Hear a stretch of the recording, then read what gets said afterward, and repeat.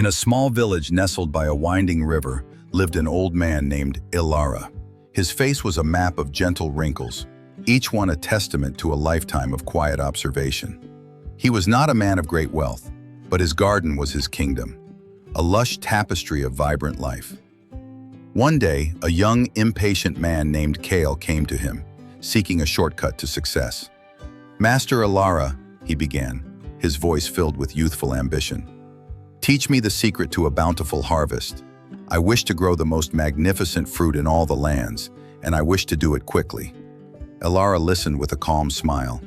He reached into his weathered pouch and did not pull out a seed, but a small, smooth river stone. He placed it in Kale's palm. "This is your first lesson," the old man said softly. "Before you can grow the mightiest tree, you must first learn to be still.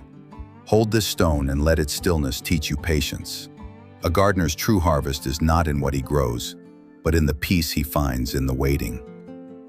Kale was perplexed, but he accepted the stone. Kale returned to his plot of land, impatient to begin. He ignored Ilara's advice and scattered a handful of the finest seeds he could find. He watered them tirelessly, checking on them every hour. But his haste was his undoing. The young shoots, constantly disturbed and overwatered, withered under his frantic care. His grand vision of a magnificent harvest became a patch of brown, dusty earth. Defeated, he returned to the old man. "Master Ilara, my efforts have yielded nothing," Kale confessed, his head bowed.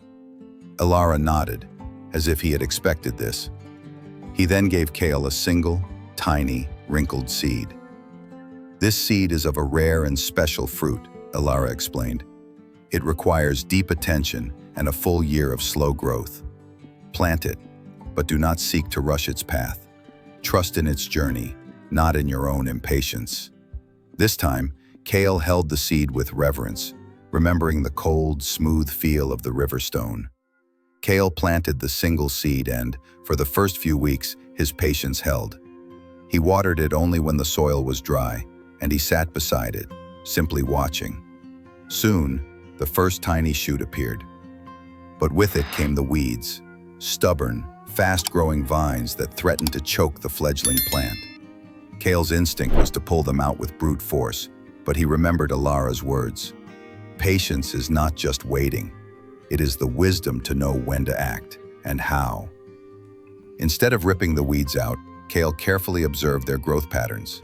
He noticed they thrived on a particular kind of light and soil moisture.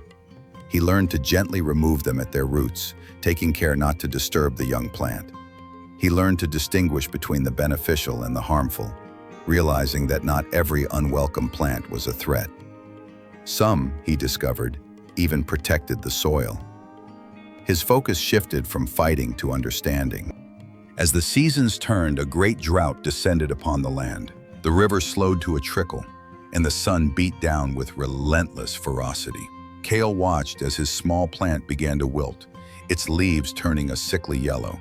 He was tempted to bring water from a distant well, but Ilara had taught him that reliance on outside sources was not always sustainable.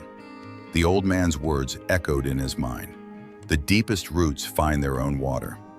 Kale dug a shallow trench around the plant, a simple channel to guide any water that might fall.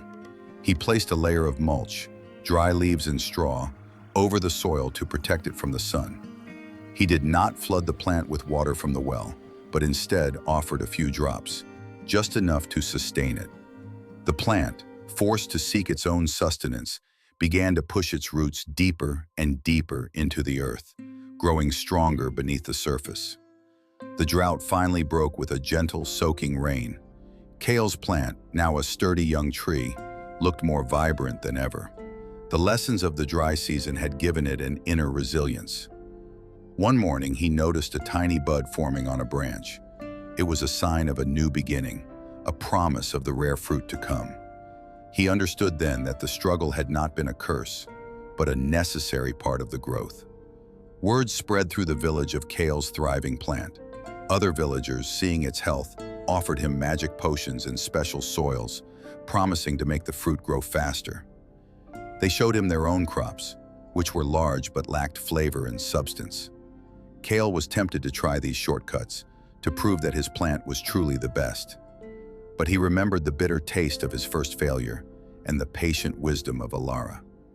After a full year, the first fruit finally appeared on the tree.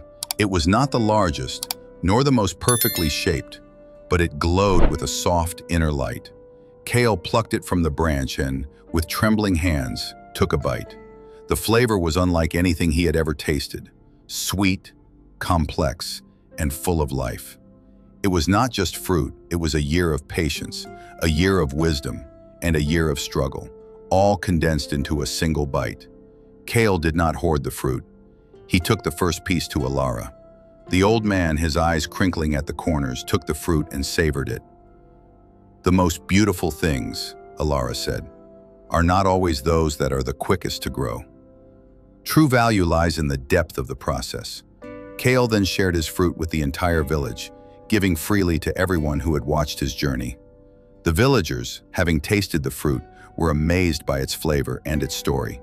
They asked Kale to teach them his ways. He did not give them a single seed or a quick fix. Instead, he taught them to sit with the riverstone, to understand the rhythm of the earth, and to appreciate the struggle of the weeds and the drought.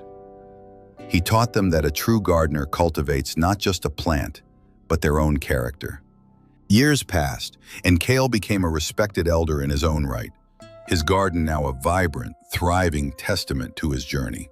He still kept the smooth riverstone in his pouch. It reminded him that the greatest growth happens, not in the rush of impatience, but in the quiet, steady cultivation of self.